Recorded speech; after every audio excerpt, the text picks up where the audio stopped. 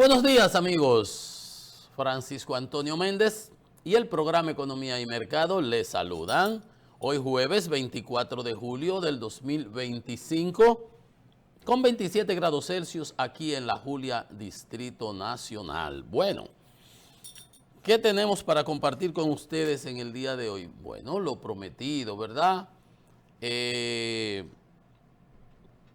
La sacada de la metida de pata con el asunto del botánico, las explicaciones que dieron las autoridades, el análisis nuestro, por supuesto, algunos detallitos adicionales con respecto a la mutilación de los árboles en el Olímpico y la explicación cantinflesca, como digo yo, que se dio ayer, de que porque lo pidió la Federación Dominicana de Béisbol, vaya usted a ver. Y por otro lado,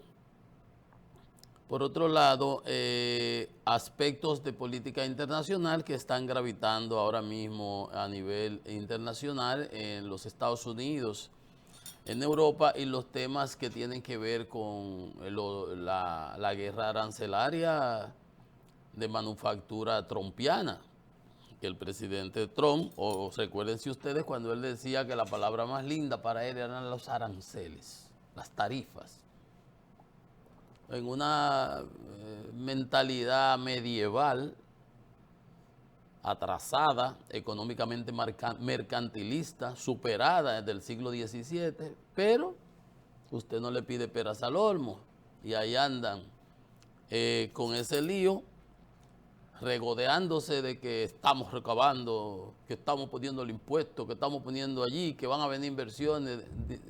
Vaya usted a ver si eso es verdad.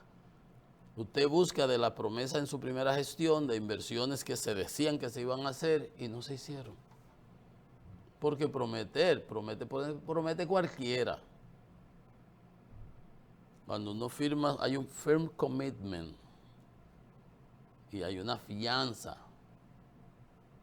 Y ahí la cosa es diferente. Pero cuando es poner para ir, diga, sí, para salir del paso y que tú puedas hacer un bulto político, mediático, comunicacional, y vender por oro una cosita que es lo que es Goldfield, eso es otra cosa. Ahora, en lo correcto, en la práctica, en la esencia, no es verdad. No es verdad. Nada de eso va a suceder. Y quienes están pagando los aranceles, quienes pagan esos impuestos aduanales, que es la palabra clave. Impuestos aduanales, un impuesto que se paga en las aduanas, esas tarifas que él le pone. 10, se paga 10. ¿Quién lo paga? El que importa, el importador del país recipientario que recibe los bienes que vienen. Usted compra maíz de Estados Unidos y aquí ponemos un arancel a los maíz de Estados Unidos del 10%, y cuando el que lo importe aquí lo trae en el muelle tiene que pagar 10%. Si fueron 100 millones, va a pagar 10 millones de impuestos. Entonces el maíz le va a salir a 110. Y al final, entonces, a 110, si son 1.000.000 de libras, la libra sale a 110. ¿Verdad? Entonces, o el quintal, eso no importa. Entonces, a 110, antes salía a 100, si no hubiera tenido ese 10%. Al final, ¿quién está pagando los 100 o los 110? El consumidor. El consumidor, pues nadie trabaja para estar cansado. Al final lo paga el consumidor. Bueno, ahí está, ahí se anunció ayer con un acuerdo con Filipinas, 19%, van en coche. Y otro ahora con Japón. Y yo les voy a presentar unos datos para que ustedes vean si es como yo digo o si es en esencia la diferencia. Y ustedes se darán cuenta, porque al final del día lo que importa es cuarto en mano y lo otro es bobería. Cómo reaccionaron los mercados en Estados Unidos y cómo reaccionaron los mercados en Japón. Y entonces usted me va a decir ahorita, cuando yo le presente esas cifras objetivas, como somos aquí en este programa, usted me va a decir quién al final fue que ganó. Si ahí se puede decir que gana alguien cuando se están poniendo impuestos. Porque una de las teorías económicas es a menor tasa impositiva, mayor dinamismo económico, mayor crecimiento económico, mayores inversiones, mayor incentivo para las inversiones. Eso es un buen catalizador. Una tasa impositiva elevada es disuasiva, desincentiva.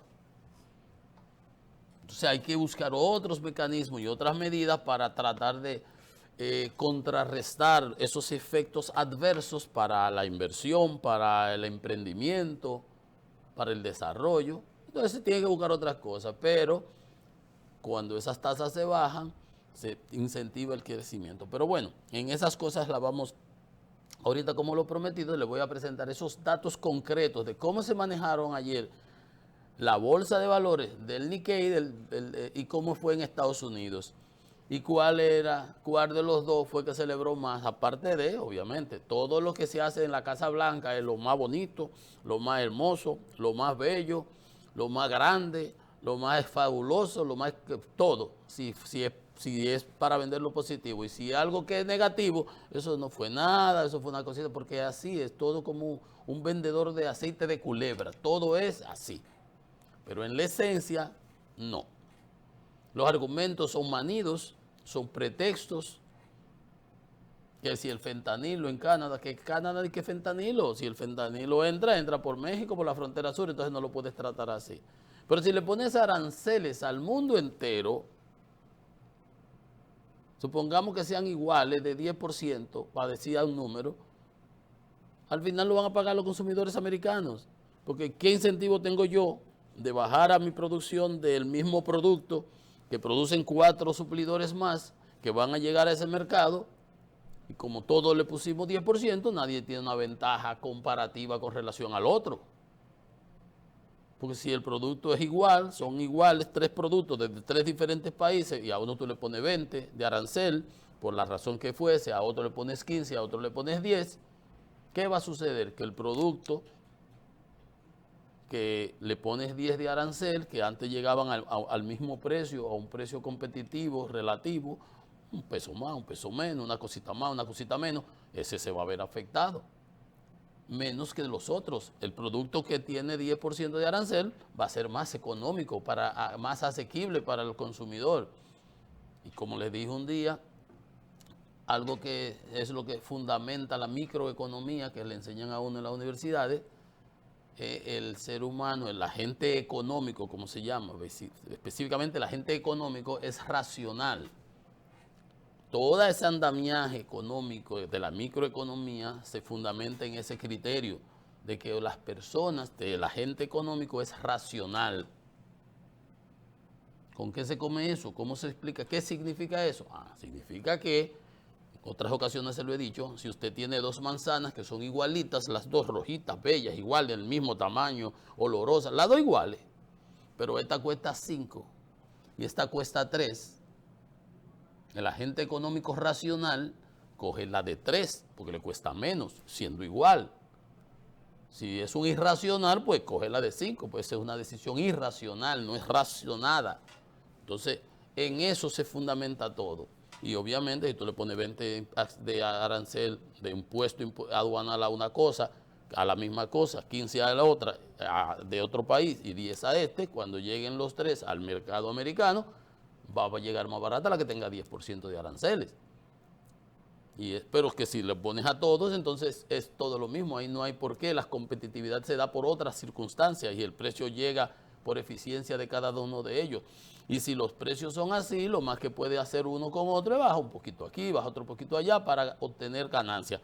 Pero al final, ¿quién paga el arancel? El consumidor americano. Y si tú estás recaudando dinero, no lo estás recaudando porque los productores de allá, los exportadores de allá, no, es el importador y se lo traspasa al consumidor. Ahora hay un problema, eso te genera inflación, eso te genera, y la inflación erosiona el poder adquisitivo de los consumidores. Y cuando los precios suben, tú tienes menos capacidad de compra, se desincentiva. La propensión marginal a la compra, es verdad, Eso se desincentiva, no te motiva. Las cosas más baratas, pues dame 3 de eso, etcétera, etcétera. Bueno, pero eso es economía y ahí parece que no entienden de eso. Ahí están en otras cosas, en vender fantasías y al final le dije, le voy a presentar esos datos para que ustedes vean. Además de cómo la población ya está viendo las cosas, porque es muy bonito, bla, bla, bla y bla, bla, bla, pero a la hora de la verdad la gente dice, pero ajá. Pero si la cosa tan peor o mejor que antes, tan peor. Entonces la gente lo va viendo. Bueno, en eso vamos. Ahorita se lo prometo, en unos instantes les presento esas cifras y esos datos. Mi gobierno dominicano, el presidente, el lunes prometía que hoy miércoles, ayer miércoles se iban a presentar, bueno, que la gente estaba protestando sin saber, que la oposición fue que organizó esas protestas, siendo eso... eso no fue verdad. Que no se iba a tocar el botánico, lo cual contradecía la posición de su ministro de Medio Ambiente, que decía que se iba a tocar en un 0.1%. Y dependiendo de la magnitud del tamaño del botánico, ese 1%, eso es una gran cantidad. Y eso venía precedido, además, de la mutilación, del chapeo bajito que se aplicó en el Centro Olímpico Juan Pablo Duarte, donde se cortaron caobas de decenas de años, cedro, cantidad hasta frutales. Entonces, obviamente, la gente se puso así. ¿De quién era la culpa? Le decía yo ayer, antier, cuando el presidente habló de la falta de comunicación efectiva, proactiva. Usted le comunica a las personas, esto va a ser lo que se hizo ayer. No se genera todo este escarceo. Este es desde el punto de vista comunicacional y de transparencia. Bueno, entonces el presidente dijo, se armó este lío y entonces ayer saca el gobierno una propuesta. Dice, no, lo que se va a hacer es esto y esto, como si fuera a sacar el conejo del bombín, como hacen los magos. El gobierno contempla quitar espacio fuera de la verja, no se va a tocar el botánico. Pues la gente está regada. Ahora se va a coger la acera y se va a coger del otro lado, donde vive gente y sabrá Dios cómo que se va a hacer para añadirle unos carriles. Se van a eliminar 25 cruces desde la Duarte hasta la Jacobo Magluta, sustituyéndolo por retornos operacionales. ¿Recuerdan ustedes que yo había hablado de decisiones de software? Que habían de software, había de hardware. Las de software son inteligentes, administrativas, muéveme esto para aquí, ponlo para allí, no hay que hacer esas grandes inversiones en gasto de obras, un elevado, un puente, un túnel, una qué sé yo qué, son cosas, ¿verdad? Vamos a quitar eso, quítame a los AME, que son los que arman los tapones, esos semáforos, esas vueltas, las vueltas, como lo cruce a la izquierda, no es que eso esté mal, es que tú tienes que hacer eso con la previsión de que por donde tú le vas a dar, sustituir esa vuelta directa ahí por una vuelta con rotonda, tú tienes que meter a la gente por los barrios, entonces no puedes permitir que se estacionen, doble parqueo, etcétera, etcétera, porque tú vas a alterar esa situación. Pero usted le decía, esas son las decisiones de software. Miren aquí, allá ahora empieza, digo, y le dije el lunes al gobierno que 4 ojos veían más que 2, búsquense otras opciones, otras alternativas, conversen con otros. Se presenta, bueno, positivo, ok, ya no se va a tocar qué bueno que no se va a tocar. No, lo contrario, se va a hacer un comedor, se va a hacer una cosa, se va a remodelar, qué bueno. Pero todo eso se pudo haber dicho un mes antes. Había que esperar y armar este lío y tener que reaccionar como cuando la reforma fiscal, la gente se regó y hubo que echarla para atrás. Cuando aquella reforma fiscal, la otra vez, en octubre del 2022, que la propusieron y la gente se regó y el gobierno echó para atrás. Entonces, no es culpa de la población, es culpa de la estrategia comunicacional de la propia administración. Habla mucho y no habla nada. Ese es el problema. Entonces no era culpa de la gente, ni de lo que comentamos, ni lo que analizamos. Es de la falta de transparencia y de comunicación efectiva. Ahora se anuncia, qué bueno, entonces vamos a aplaudir que no se va a tocar el botánico. Y más con lo que se hizo en el olímpico, que es lo que se van a eliminar cruces, que se van a ampliar 2 carriles en la vía, cogiéndole a los que viven, a los que están al frente del Olímpico, que ahí parece que hay terreno por ahí, pero eso se pudo haber dicho antes. Pero esa no era la idea, porque cuando el ministro de Medio Ambiente dijo que se iba a quitar la pared, que lo que se iba a quitar era un pedazo, un chin, aunque fuera un chin, que un chin es en términos relativos. Eso que él habló de 0.01%, si es de 1 metro, es una cosita así. Si es de 100 metros, ya es así. Si es de 1.000.000 de metros, ya es ¿verdad? Como 10 campos de fútbol, imagínense usted. Entonces no era tan simple. Se pudo haber resuelto. Se va fuera de las verjas, no se va a tocar ya la parte del botánico porque la gente se opuso, entonces se va a tratar de coger del otro lado, como se pueda. En algunos lados lo habrán, como en la carretera que tú vas, que hay una que tiene 3 carriles, la Duarte, hay uno donde después se cierra, se ponen 2, ok, lo que fuese. Dice la autoridad que del lado del botánico tenemos espacio fuera de la verja donde podemos generar un tercer carril y mantener la parte donde la gente camina. Qué bien, qué bien. Del otro lado se va a generar espacio hacia el frente de las propiedades de la gente que vive para allá. Bueno, vamos a ver si es verdad que hay, pero si ellos están diciéndolo, yo no sé qué voy a ir a decir que no. Se van a hacer retornos en la Duarte, Arroyo Hondo, frente a la embajada, pero ni 1 milímetro del jardín botánico se tocará. Pero ¿quién fue que dijo que se iba a tocar? Eso es como yo le decía, como un programa que había antes, de cuando Hipólito, que era Píchamela Suave. Como que la pregunta era como a la ñonguita, para que tú batees de jonrones. Porque usted mismo fue que dijo que se iba a tocar, aunque fuera un chinchín así como el cuento. Entonces ese es el problema. Que no se va a tocar ni 1 milímetro, que su terreno no se verá comprometido, que no se va a tocar, que no se va a tocar, que no se va a tocar. Tuvieron que recalcarlo 40.000 veces. Las obras contemplan pasos a desnivel, como aquí lo de la Tiradentes con 27, etcétera, la Gómez, trincheras, esos son los túneles, ¿verdad? Retornos operacionales y un gran distribuidor en la intersección de la Jacobo Masluta con Colombia, eso por allá arriba. Se van a eliminar los semáforos que arman un lío realmente y los AME son otros que arman otro lío. ¿Qué van a hacer con los AME? Entonces, ahí está, no se va a tocar la verja del botánico, pero se afectará la acera. Dice la República de Colombia, las autoridades, pero es que esto debieron haberlo dicho hace un mes, en lugar de esperar que se armara el lío, sabrá Dios si esa era la propuesta original, porque ahora uno pierde la confianza. Porque ¿de dónde se inventó el ministro de Medio Ambiente que nada más iba a tocar 0.01%? Él se lo inventó de su cabeza. No, a él le llevaron unos planos, a él le llevaron un trazado y ellos calcularon y dijo no. Entonces el presidente puede decir, no se va a tocar ninguno. Entonces hubo que echarlo, ahora ya no se va a tocar. Es para el otro lado que se va a coger. Pero él no se iba a inventar esto porque él no es ningún loco. Ni los que están ahí en el Ministerio de Medio Ambiente son ningunos locos. Y tiene que haber una aprobación y tiene que haber ahora, tiene otras implicaciones que ahora yo la voy a comentar.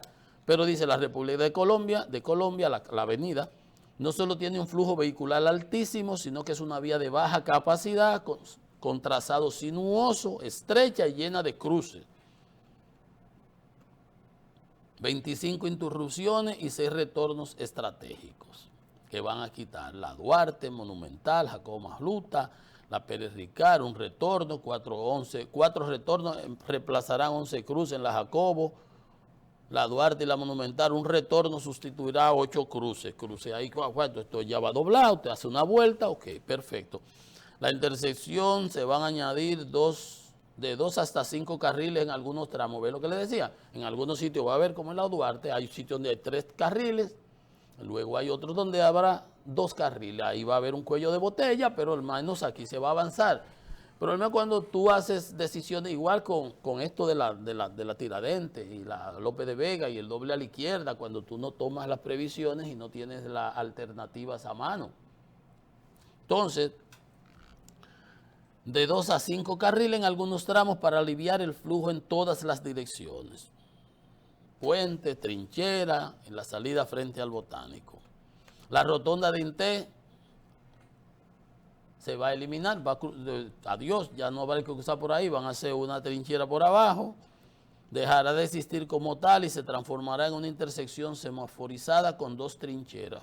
Por aquí y por acá será bueno, como sea que sea. Los flujos principales pasarán por debajo sin detenerse. Qué bueno, excelente. Oh, qué bien. Ahora, la moraleja. Porque esta no es la única obra que habrá que hacer y que seguir haciendo. Entonces, ¿cuál fue la falencia? Evidente, la que dije ahorita. No fue una comunicación efectiva, no fue transparente. Como aquella reforma fiscal de Hochi, que él la negoció, la hizo, la discutió, su grupo y su cosa, después se la sacaron y se la presentaron a uno. Cójalo o déjelo. La población dije, no, no es así. Hay que entender que ya no es así, las cosas no son así. Tuvo el presidente que gritar el lunes,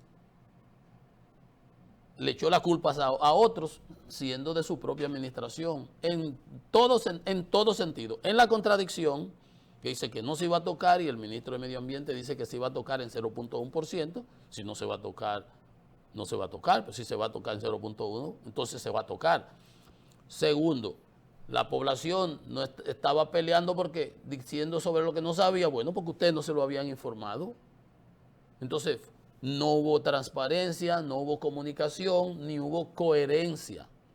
Ahora hay que creer que se va a hacer en función de lo que se ha presentado ahora. Ahora usted va a tirarse para el otro lado, usted va a tener que comprar terreno, mira cómo está el lío de la Duarte. Ahora entran los otros bemoles. Ese era el proyecto original. Porque el medio ambiente no se iba a inventar que se iba por aquel lado. Es lo mismo de aquel lado que de este. Es lo mismo hacer esas trincheras por la rotonda de Inté con los mismos 108 millones de aerodón que estaban previstos. No, ¿cuál es el presupuesto ahora de la obra? ¿Cuál fue el estudio de factibilidad que se hizo? Esa era el original. ¿Dónde están los, verdad? Porque decir que va por allí, que va por acá, todo eso cambia. Cambia la naturaleza y cambia la parte. Esos cambios ahora que se van a hacer de 25 cruces, que se van a eliminar, por ejemplo, en la administración de Gonzalo Castillo, en obras públicas, se hicieron muchos cambios en la Núñez de Cáceres, en la Luperón, ¿se recuerdan? Que había espacio en el paseo del medio y se tomaba un carril para que tú por ahí doblaras, pero por ahí tú doblas. Entonces no haces el tapón en los semáforos, entonces te abren te hacen un sacao, como decimos nosotros así. ¡Uah! Entonces se te genera un carrilito ahí de 10 vehículos y tú por ahí te va fluyendo la gente. Qué bien, pero todo eso implica ¿qué? Modificaciones a los presupuestos. ¿Cuál era el presupuesto? ¿Cuál es el estudio de factibilidad? O sea, ahí hay cosas, usted se da cuenta, que no debieron ser. Realmente no debieron ser. Pero bueno, vamos a dar el beneficio de la duda. Vamos entonces a aplaudir que aunque se hizo a la brigandina, todo eso que se ha presentado, al menos no se va a tocar el botánico. Y es como nosotros recomendábamos, en cierto modo, oyeron otras opiniones, modificaron otras cosas, porque no es verdad que esa era la propuesta original, porque no iba el ministro de Medio Ambiente a salir diciendo eso, porque a él se le ocurrió. A él le dieron los planos, a él le dijeron, mira lo que vamos a hacer esto, vamos a mochar este pedazo, la barja la vamos a quitar, ahí habían costos, hay un sinnúmero de cosas que, bueno, no le echemos entonces la culpa a los otros, ni a la oposición, ni a la población, cuando realmente la ineficiencia y la incompetencia comunicacional y gerencial fue de la propia administración. Bien. Miren esto, como decíamos, y además el precedente que había con lo del Centro Olímpico Juan Pablo Duarte, que Medio Ambiente autorizó el corte de 901 árboles y no supervisaron y que habían 26 especies. Miren ustedes, la autorización dice, para el corte y aprovechamiento de 901 árboles distribuidos en 28 especies. ¿Cómo que aprovechamiento? era para aprovechar esos árboles. O sea, mocharlo para aprovecharlo. Ah, no era de que porque iban a ampliar el parque, el play, un play. Ah, que habían árboles que estaban levantando las aceras. Especifica la especie a cortar, pero no la cantidad de cada árbol. Y le dieron para allá, ya usted sabe cómo, pero 901, eso es demasiado. Un factor clave en la cubicación de madera, permitiendo calcular el volumen de madera aprovechable. O sea, la idea era aprovechar la madera o habilitar un área adicional para lo del play aquel. Ahora le queda a uno la duda. Los inspectores fueron y demostraron que se estaban afectando las calzadas, parte del asfalto de las calles. Y ahí metieron, por ahí María se va. Entonces, ¿usted sabe qué había ahí? Pero eso cuando hablan de aprovechamiento, ahora no sabe. ¿De quién es esa madera que se cortó ahí? ¿Del que la cortó? ¿De que quién es el atleta, el gallo o el gallero? ¿De quién es la madera? ¿Del que la cortó? ¿De Foresta? ¿De Cedefir? ¿De bienes nacionales? ¿Del gobierno? ¿De quién es la madera esa ahora? ¿Caoba africana? ¿Caoba criolla? ¿Cedro? ¿Caoba hondureña? ¿Matas de tamarindo? ¿Matas de uva de playa? Había que quitar todo eso de ahí. Hasta los muchachitos podían comer tamarindo ahí y la uva de playa esa. Entonces, la violación de esta disposición es responsabilidad del promotor y será sancionada. ¿A quién van a sancionar? ¿A quién es que van a sancionar? A Cedefir. O sea, son de las incongruencias que no debieron haber existido ni haber pasado. Entonces, miren, en los Estados Unidos, como les comentaba al principio, el lío este de Jeffrey Epstein y el sometimiento de Donald Trump, de la Casa Blanca, al periódico Wall Street Journal, que publicó la carta aquella que él dice que es falsa, ha generado, ayer sacaban fotos en programas de televisión, comentaban, y de nuevo salió, para que ustedes vean, esta gente va a echar el pleito. El Wall Street Journal salió con una publicación de que su directora de la procuradora, Pam Bondi, y el deputy, que es su abogado, Blanche, fue su abogado en los juicios, le habían comunicado que él aparecía, que el presidente Trump aparecía varias veces. Él desde mayo sabía, le habían comunicado que él aparecía en el archivo del expediente. En el expediente de Epstein, él aparecía varias veces mencionado, en múltiples ocasiones. Salió publicado ayer en el Wall Street Journal y esto ha generado otro revuelo. Obviamente la Casa Blanca dice que es falso, todo es falso, siempre todo es falso. Que Blanche y Pam Bondi se lo habían comunicado en mayo al presidente y por eso es la conclusión que saca mucho, por eso es que no se quiere dar a conocer nada. Que los archivos continúan lo que consideraron como rumores no verificados sobre muchas personas, cientos de nombres más, pero la lista de clientes y el senador que dijo que había más de 4.700 transferencias a cuentas de Epstein, del soborno que hacía y eso.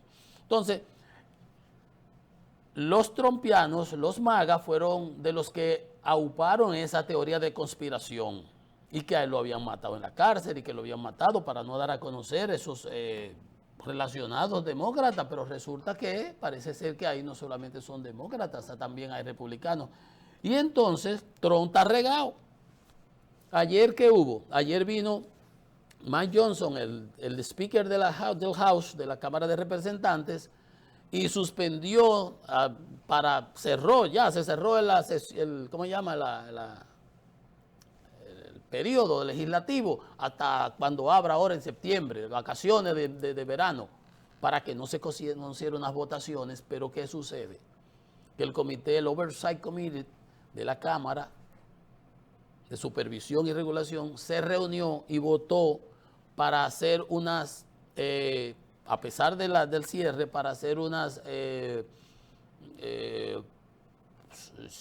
son supinas, se llaman, son como cuando te mandan una cosa de alguacil para una obligatoriedad para que tú vayas a una audiencia con ellos, un hearing, como se llama, con la señora esta que está presa y con el fiscal y un sinnúmero de gente. Entonces hoy se da a conocer también que Blanche, que es el deputy de sus procurador adjunto, se va a reunir con la tipa esta que está preso, la Ghislaine Maxwell, que le echaron 20 años, que era la socia de Epstein, la que buscaba a las muchachitas en las escuelas, la que las mareaba, la que las engatusaba y las ponía, que le vamos a modelo, y para que este tipo se aprovechara de ella y venderlas y llevarlo a sus fiestas y sus cosas. Ahora se habla de que él, dice Trump, que nada de eso es verdad, que él no recibió nada de eso, que por qué se sigue hablando de eso. Sin embargo, cuando este tipo va ahora, ella está presa y se habla de que posiblemente hasta le ofrezcan un indulto. Y eso sí va a complicar porque va a demostrar que obviamente ella no va a decir nada del que la va a indultar, que pudiera ser el presidente Trump, si acaso se da eso. Pero eso es lo que se está discutiendo y cada vez salen más cosas a relucir. Cada vez salen más cosas a relucir. Por eso es que en control de daños, usted mejor las enfrenta las cosas de manera inmediata y no las quiere tratar de tapar, porque mire cómo este caso se ha ido descontrolando, se le ha ido de las manos. Por lo general, históricamente, Trump se ha burlado de la prensa, de la justicia y de todos. Y las narrativas, él es que las domina. Eso es falso, eso es lo que él diga. Y cuando él dice, por ejemplo, que Obama no era ni americano, ahora metió el tema ayer de que el caso puso a la de Tulsi Gabbard, la de seguridad, también a justificar sus cosas, unas cosas traídas por la greña queriendo desviar el tema. Pero el tema le sigue explotando en las manos como los coheticos. Y no hay manera de que se calle porque a cada rato va saliendo una cosa nueva. A cada rato va saliendo unas fotos nuevas, unas relaciones nuevas, cuando él quiere decir que no tenían, cuando eran pana full. Hubiera dicho simple y sencillamente, sí, tuvimos unas relaciones, hasta aquí llegó, lo peleamos, pero no. Han querido porque fue que sus campañas las basaron en eso, vender eso. Y ahora no pueden parar, como cuando la inercia, cuando un camión viene bajando de eso. Usted no ha visto esos accidentes que ocurren en Jarabacoa, en La Virgen, que se venían y si tú no lo bajas en cambio de fuerza, como dicen, ponga cambio de fuerza, ese vehículo se te dispara y cuando tú le metes el freno abajo, eso no frena a nadie, eso sigue por ahí para el abismo. Ellos hicieron y controlaron eso y se lucraron de eso políticamente, acusando a los otros. Y ese camión cogió velocidad y ahora quieren pararlo y ahora no hay manera de pararlo. Y qué pedo que se está hablando de eso cuando se debiera hablar de lo económico, cuando se debiera hablar de los éxitos, pero la gente está diciendo, no, es que tú me tienes 10 años hablando de esto. Ahora dijiste que lo iba a dar a conocer en la investigación y ahora no la das a conocer. ¿Y por qué entonces no la das a conocer cuando todo lo que sale dice que están relacionados? Y no necesariamente que esté el presidente involucrado en esas cosas, pero ellos mismos, al manejarlo con esa discrecionalidad, contradiciéndose con lo que promovían y decían que lo iban a dar a conocer, ahora ponen a la gente no en duda. La gente está completamente convencida de que ellos están en eso, involucrados y por eso no lo dan a conocer. Cuando volvamos de la pausa ahorita, yo les voy a mostrar, como les dije, las encuestas y los resultados de la parte económica y de cómo ven este tipo de situación. Una pausa, esto es Economía y Mercado.